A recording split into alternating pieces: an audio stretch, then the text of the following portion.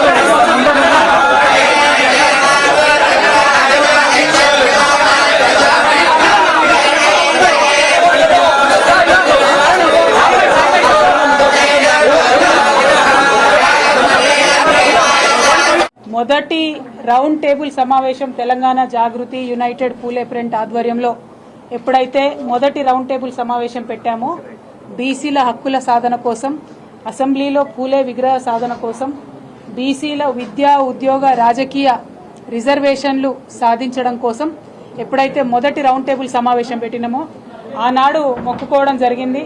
ఎప్పుడైతే ఈ బిల్లులు అసెంబ్లీలో మండలిలో మన రాష్ట్రంలో పాస్ అవుతాయో ఆనాడు కొమరెల్లి మల్లన్న దగ్గరికి వచ్చి దర్శనం చేసుకుంటామని మొక్కుకోవడం జరిగింది. ఇవాళ ఆ మొక్కు చెల్లించుకోవడం కోసమని మరి యునైటెడ్ పూలే ప్రింట్ నాయకులు, తెలంగాణ జాగృతి నాయకులు అందరూ కూడా ఇక్కడికి రావడం జరిగింది. మరి బీఆర్ఎస్ పార్టీ నాయకులు రాష్ట్ర వ్యాప్తంగా ఈ బిల్లు సాధనలో వెన్నుదన్నుగా నిలిచినటువంటి వారందరూ కూడా మరి వచ్చి ఇక్కడ దర్శనం చేసుకోవడం జరిగింది. అదేవిధంగా స్థానిక జనగామ నియోజకవర్గానికి సంబంధించినటువంటి నాయకులు గౌరవనీయులు పెద్దలు ముత్తిరెడ్డి యాదగిరెడ్డి గారు హృదయపూర్వకంగా నమస్కారాలు తెలియజేస్తా ఉన్నా. మీ అందరు కూడా ఈ సాధనలో సాయం చేసినందుకు మీకు నమస్కారాలు తెలియజేస్తున్నాం. ముందుగా ఇవాళ ప్రభుత్వాన్ని మేము కోరేది ఒకటే, ఫస్ట్ డిమాండ్ బహుజనులందరికీ కూడా ఈ భారతదేశంలో విముక్తి కలగాలని చెప్పి ప్రయత్నం చేసి బాబాసాహెబ్ అంబేద్కర్ గారికి కూడా స్ఫూర్తిదాయకంగా నిలిచినటువంటి మహనీయుడు జ్యోతిబా పూలే విగ్రహాన్ని ఎట్టి పరిస్థితుల్లో తెలంగాణ రాష్ట్ర అసెంబ్లీలో పెట్టాలనేటటువంటిది ప్రథమ డిమాండ్గా మేము ప్రభుత్వానికి తెలియజేస్తా ఉన్నాం. రెండవది, బీసీల ఉద్యమానికి తలొగ్గి మీరు మేనిఫెస్టోలో పెట్టినటువంటి 42% రిజర్వేషన్ బిల్ ఏదైతే అసెంబ్లీలో మండలిలో ప్రవేశపెట్టినారో దానికి అక్కడే ఆగకుండా నెక్స్ట్ అడుగు ఏదైతే ఉందో ఢిల్లీ వరకు వెళ్లి సాధించుకోవడానికి ప్రభుత్వం అన్ని విధాలుగా చిత్తశుద్ధితో ప్రయత్నం చేయాలని డిమాండ్ చేస్తూ ఉన్నాం. అంటే ఒకవేళ ఈ బిల్లు కోర్టులలో పడ్డా ప్రభుత్వం వెంటబడి బలంగా కొట్లాడాలి. రెండు, కేంద్ర ప్రభుత్వం ఈ బిల్లు ఇవ్వడంలో ఎటువంటి తాత్సరం చేసినా ఆ తాత్సరం జరగకుండా రాష్ట్ర ప్రభుత్వం చిత్తశుద్ధితో ప్రయత్నం చేయాలి.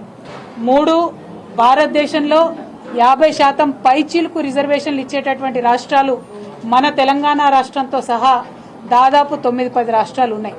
ఎప్పుడైతే ఈడబ్ల్యూఎస్ రిజర్వేషన్ 10% ఇవ్వాలని కేంద్ర ప్రభుత్వం పార్లమెంట్లో చట్టం చేసిందో మన తెలంగాణ రాష్ట్రంలో కూడా 54% రిజర్వేషన్ ఇంప్లిమెంట్ అవుతున్నటువంటి విషయాన్ని ప్రభుత్వం గమనించుకొని మరి 50% అనేటటువంటి రిజర్వేషన్ అనే అడ్డంకి తొలగిపోయింది కాబట్టి సుప్రీంకోర్టు వరకైనా వెళ్లి బీసీల కోసం ఏదైతే మీరు 2 బిల్లులు ప్రవేశపెట్టారో ఆ 2 బిల్లులు కూడా సాధించుకోవడానికి ప్రయత్నం చేయాలి. కానీ కొమరవెల్లి గ్రామం సపరేట్ గా ఈ కొమరవెల్లి ఒక మండలాన్ని గౌరవ ముఖ్యమంత్రి కేసీఆర్ గారు చేయడం జరిగింది.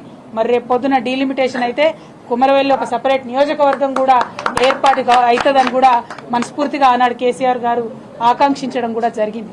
ఈ విధంగా మన తెలంగాణలో ఉన్నటువంటి మన వరాల మూట అయినటువంటి మల్లన్న దేవాలయానికి బీఆర్ఎస్ ప్రభుత్వం ఎంత చేయాలనో అంత చేసింది. ఇక ముందు కూడా మల్లన్న స్వామి దయ వల్ల తప్పకుండా వారి వైభవం అట్లనే కొనసాగాలని చెప్పి కొనసాగుతుందని నేను కోరుతా ఉన్నాను. మరి ఇవాళ మళ్ళీ ఒకసారి ఆ మల్లన్న స్వామి దయ వల్ల బీసీ బిల్లులు 2 కూడా అసెంబ్లీలో కౌన్సిల్లో పాస్ అయినాయి. ప్రభుత్వం ఎప్పుడైతే బిల్లు గురించి మాట్లాడిందో ఆనాడు కేవలం జాగృతి నాయకులు, యూపీఎఫ్ నాయకులు మాత్రమే మరి 1 కాదు 3 బిల్లులు పెట్టాలి, విద్యకు సపరేట్గా, ఉద్యోగానికి సపరేట్గా, రాజకీయ రిజర్వేషన్లు సపరేట్గా బిల్లులు పెట్టాలని కోరినాం. ప్రభుత్వం కూడా ఆలోచన చేసింది. మరి దాంట్లో న్యాయం ఉందనుకున్నారు, 2 బిల్లులు పెట్టినారు. విద్యా ఉద్యోగం కలిపి 1 బిల్లు, రాజకీయ రిజర్వేషన్లు కలిపి 1 బిల్లు. సో త్వరితగతిన ఇవి సాధించుకోవడానికి తప్పకుండా మేము ప్రయత్నం చేస్తాం.